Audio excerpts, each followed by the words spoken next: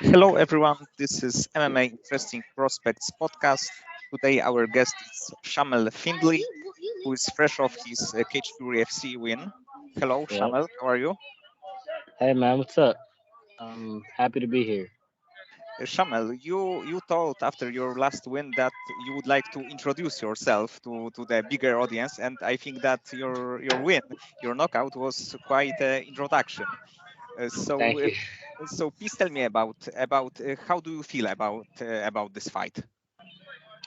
Um, I feel like it's just another stepping stone, another part of my story. I went into it very confident, and I'm happy about how it played out. I really can't make this stuff up any better than it's been going for me lately. I just been working hard, speaking things out loud that I want, speaking them out loud and speaking them into existence. So I'm very happy with how the fight went.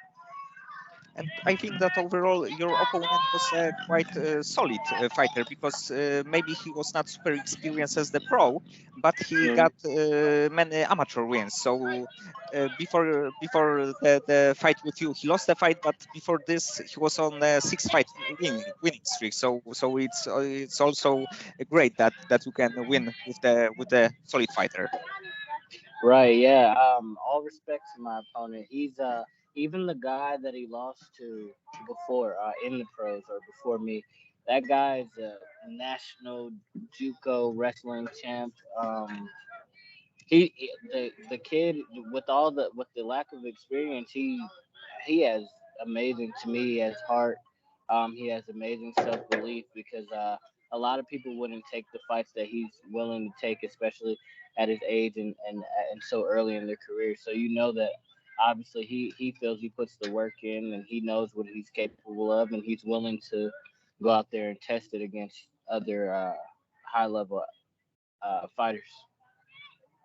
And what do you think will be next for you? Because I believe that Cage Fury right now doesn't have a flyweight champion because there was Makoto Takahashi, but I believe that he Hmm. vacated the belt.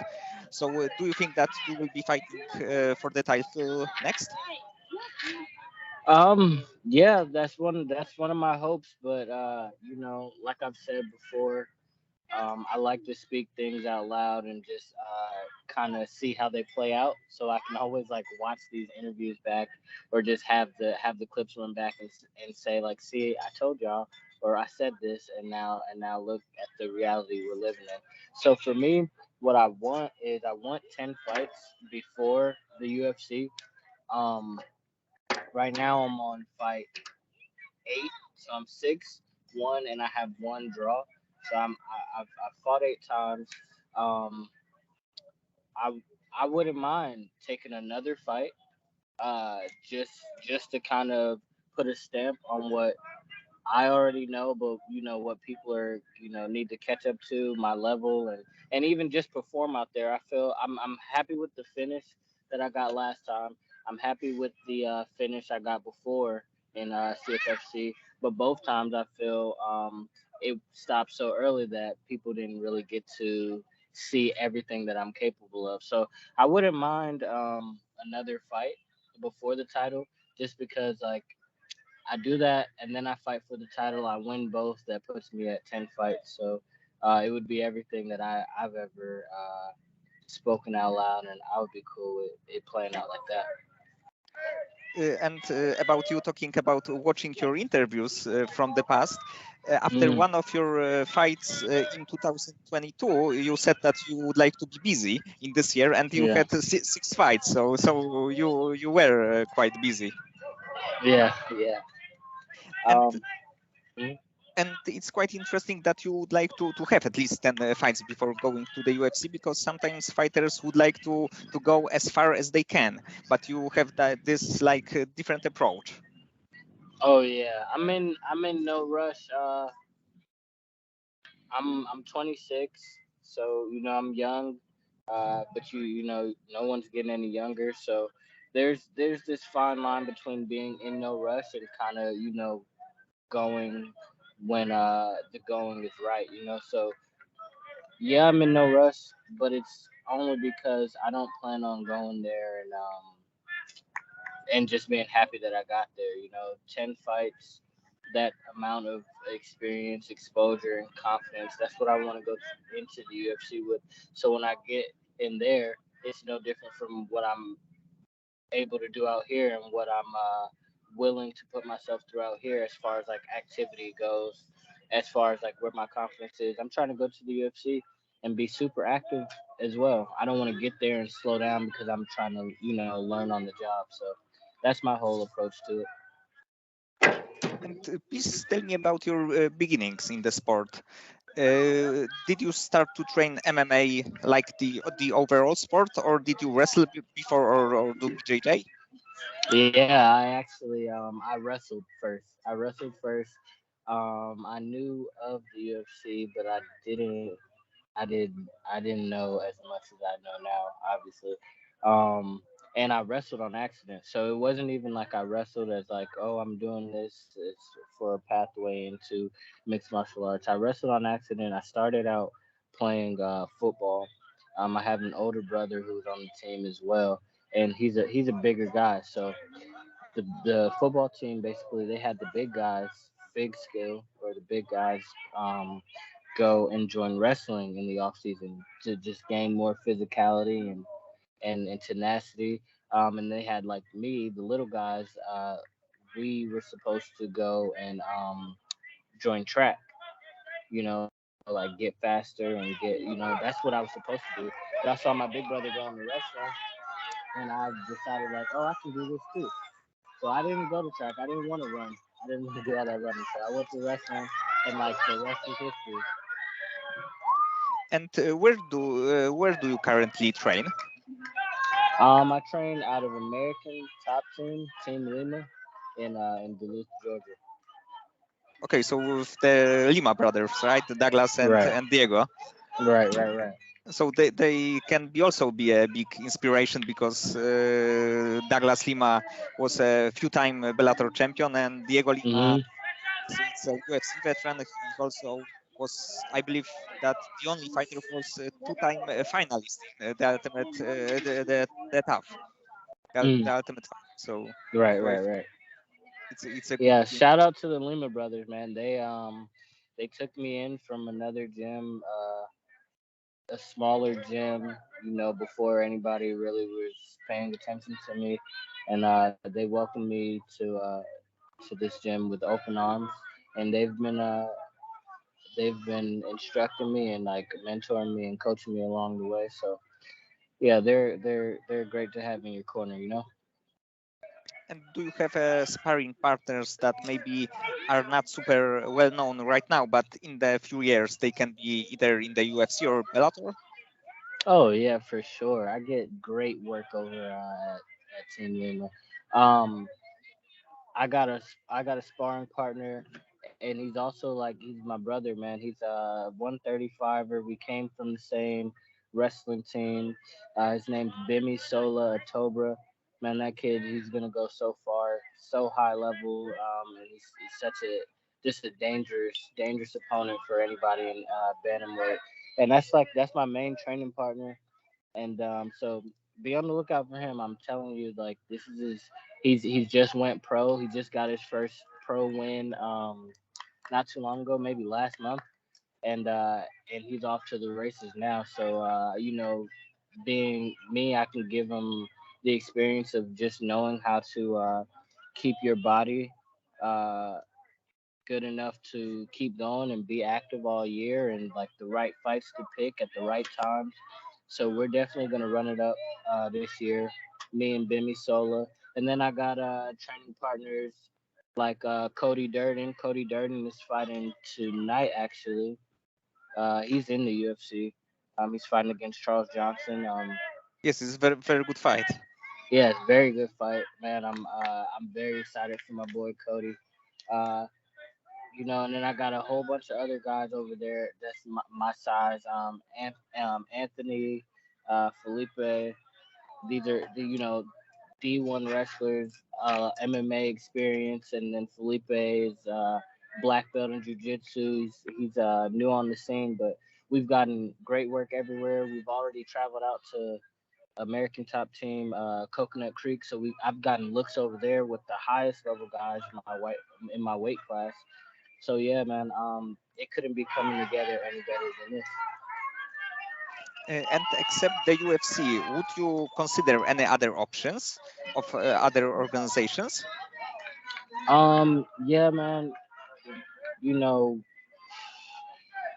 I'm getting older, and with age, comes wisdom, and a lot of the times you have a set way of like your dream where you think you want to be, but like today I want to be in the UFC.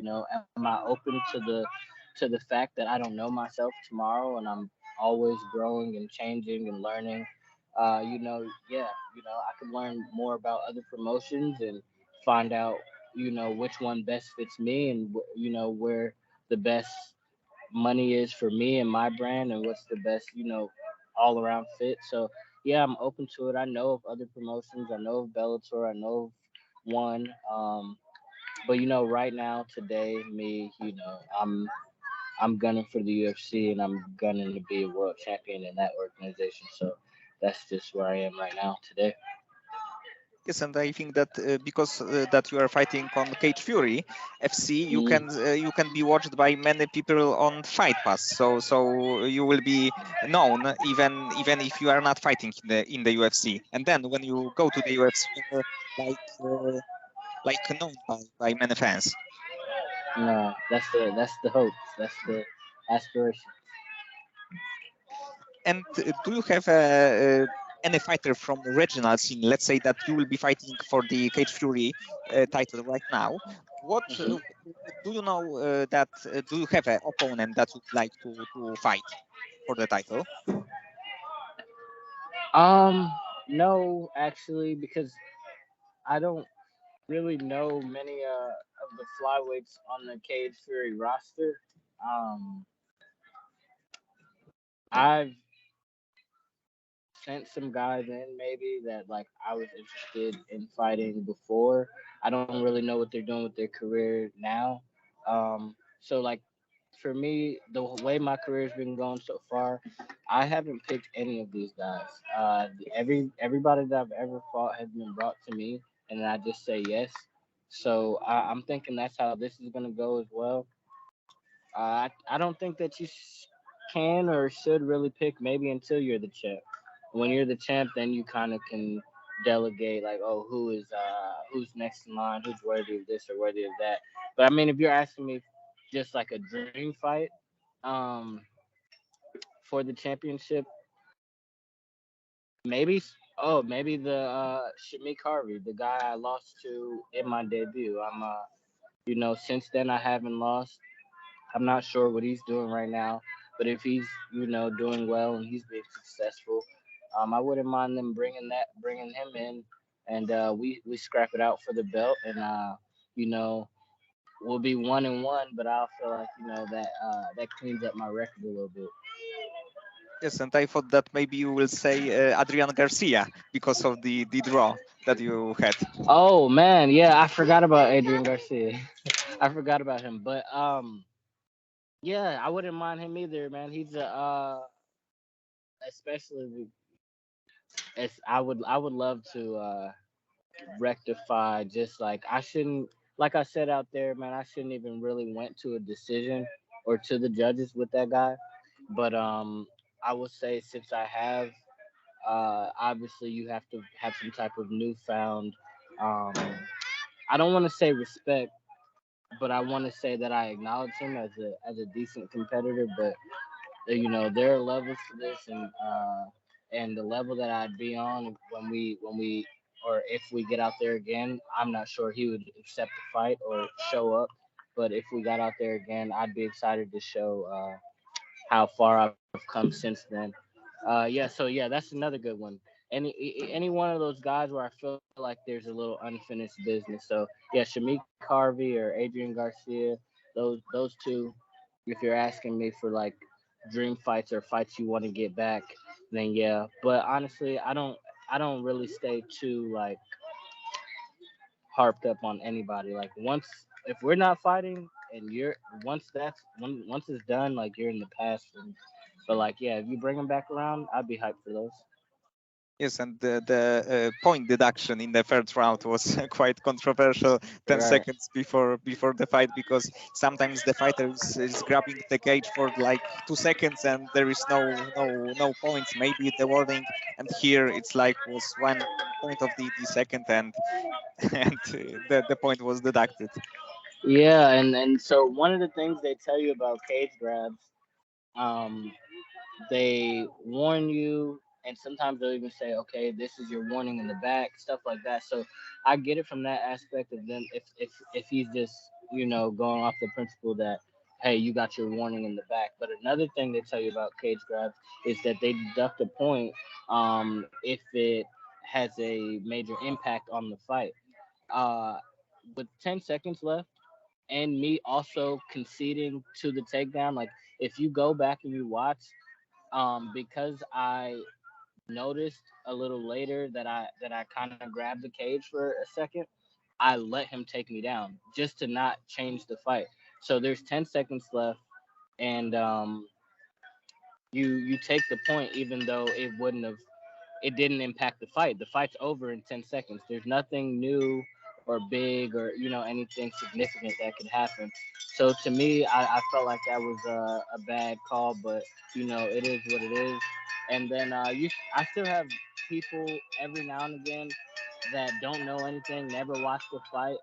People on his side because Adrian, he's a big like talker, a shit talker, and he has the type of fans that they're not even real fans of the sport. They're just going off of whatever he says. So you'll get guys that never seen the fight, don't know anything about the scoring or the rules, that will say he won, but or they say a lot of little crazy stuff. But it's like, well, if you saw the fight and then you see that I get a point deducted and then it's a draw, I mean, do the math. If I have to lose a point just for us to tie, that means I won the fight. You get what I'm saying? So Uh, and in the future, because right now you are fighting in a flyweight division, but hmm let's say in a few years, do you see yourself in the bantamweight division? oh yeah, I mean, yeah. If I'm sorry, am I back? Okay. Yeah. If I get bigger, if I naturally get bigger, I'm not into forcing myself down to any weight class. I'm a flyweight right now because it's natural for me. It's easy, but I wouldn't force myself down to any weight class. So yeah, of course, if I get bigger, then I'm moving up. I mean, it's weight. Weight is a factor of a fight, but that's all it is. It's a factor. At the end of the day, you gotta have the skills to pay the bills. You know what I'm saying? And what do you think about state of flyweight division? Because we will be watching in a moment Moreno versus Pantoja for the hmm title. We have a lot of great contenders right now. So overall, what do you think about the 125-pound division? Hey man, I really like Brandon Moreno's fighting style and just his personality and like how he is in the sport. But I don't know him. Shout out Pantoja. I've actually worked with Pantoja, traded blows with Pantoja, blood, sweat, and tears on the match with Pantoja. So that's my guy in that fight. And man, Pantoja's a dog. I feel like those two, along with a couple other guys, uh, are just in a class of their own, and they bring the right eyes and the right type of attention to the flyweight, to the weight class. And when I look at those guys, that's what I want to be and more. Like so, you got all these flyweights at a certain level. They're out here pitter patting and playing for points and stuff like that, man. So when I go out there, I keep those guys in mind, those higher level guys, the ones at the top of the sport. And the difference is, man, they're not playing for points. I want to play for keeps like them. I want the knockouts and the submissions and the doctor stoppages and and the blood and I want to show everybody that the flyweight weight class is just as real and violent and stacked as any of the other ones. And what would you say would be stylistically the toughest matchup for you? Toughest Stylistically matchup. stylistically, yeah. Let me think. Man, I'm growing and developing in so many ways. So I'm closing those gaps, but I feel like I've fought every style at this point. I fought jiu-jitsu guys. I fought boxers, kickers. I fought the taller flyweights. 5'8", 5'9". I fought shorter ones at like 5'4", 5'2". Uh, so I've seen all the body types. I've seen all the styles. I'm closing that gap of what might be the toughest one for me. But I would just say if I ran into somebody like myself, I mean, I feel like I'm the toughest style for me. Like if I hit you and you don't back down, uh, if we wrestle and you can scramble, I just think you just got to be well rounded fighting against me. I think it needs to be, who shows more heart that night, who has better cardio. So I don't think there's like a stylistic matchup. What's good, yo? My fault. I don't think there's a stylistic matchup that's the worst for me. I think I've seen every style. I think the worst matchup for me has to come from in here. Like these guys got to be able, these guys got to be able to do what I can do, and have an answer everywhere. Yes, and I think that's right because you saw a lot because of your experience as the pro, as the amateur. You have a 5 round experience. You fought in Hmm. the main event of Titan FC. You have the Kuratolo, who is also a very good fighter. So overall, you are maybe it's not we cannot see it by your record, but if we add all these things, you are a very very Hmm. experienced fighter as the young fighter also. Right. Yeah, that's how I feel. And who is your favorite fighter? The fighter that you like watching? I like watching. Man, this is a hard question because I like watching so many people. I take things from so many people. But if I'm gonna go with my favorite fighter in and outside of the cage, and just put everything together that this person has done and how they move and just their life and like what I aspire to, the type of champion and fighter I aspire to be like, it'd be Max Holloway. I like Max Holloway, man. I like his attitude. I like what he's doing inside and outside of the cage, and he just seems like he's got it figured out life, like outside of the fighting the right way. Yes, yes, I agree. For me, also his style is super Hmm. entertaining. As overall, like you said about him as the human being, he seems to be a really really cool guy. Hmm. Yeah. And outside of MMA, what do you like to do in your free time? Oh man, I have an amazing group of friends.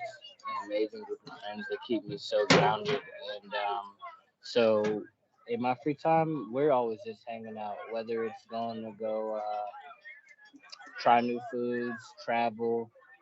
Yeah, I'm really into traveling now, and the fighting has helped a lot with that. That's why I'm not one of those guys.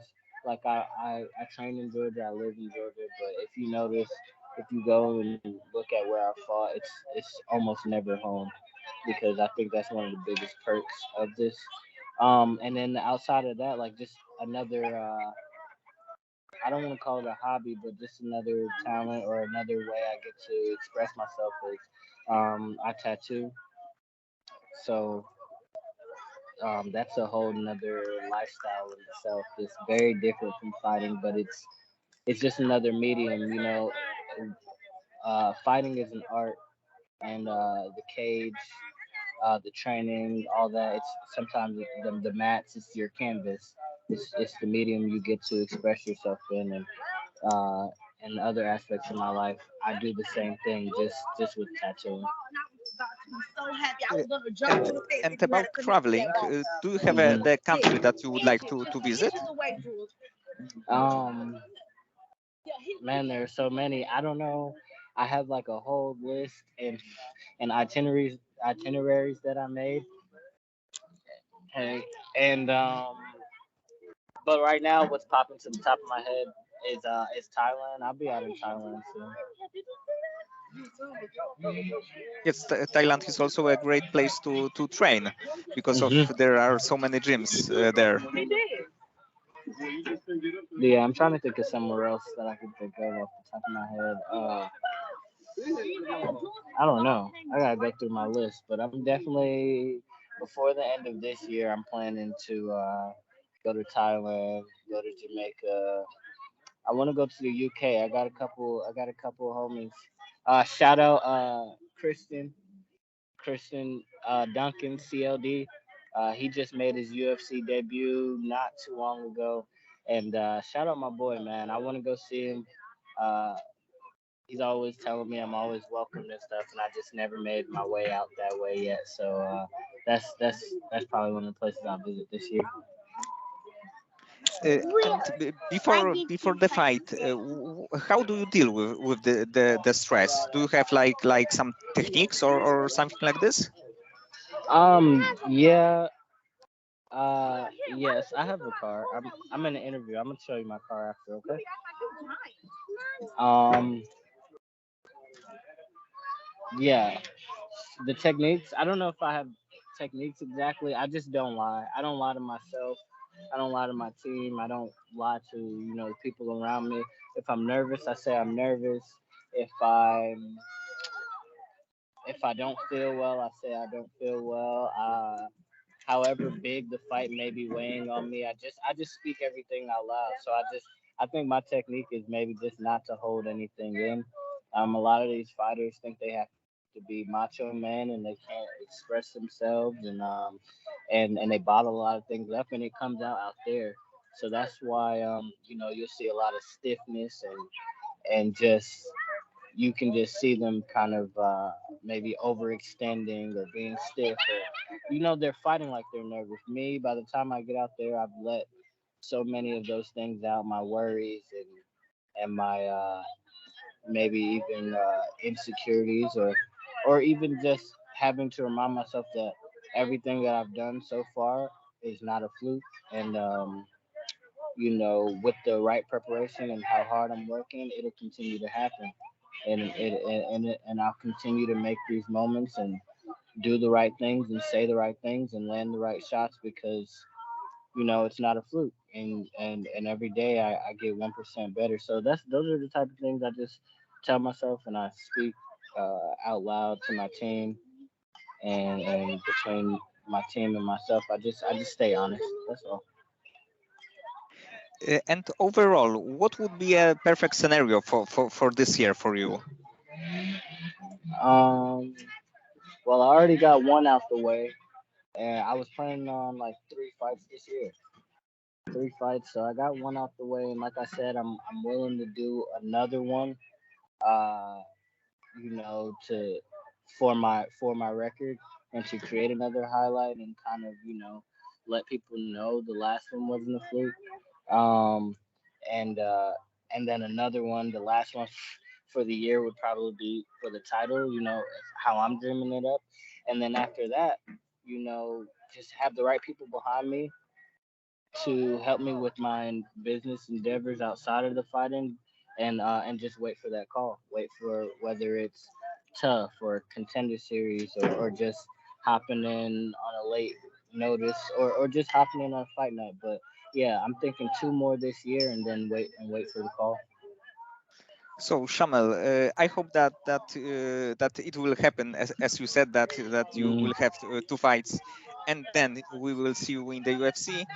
And I hope that you will have interesting matchups both in the regional scene and right. then in the UFC. Me too, man. Thank you. Okay, so many thanks and good luck. Thank you, man. I appreciate the opportunity.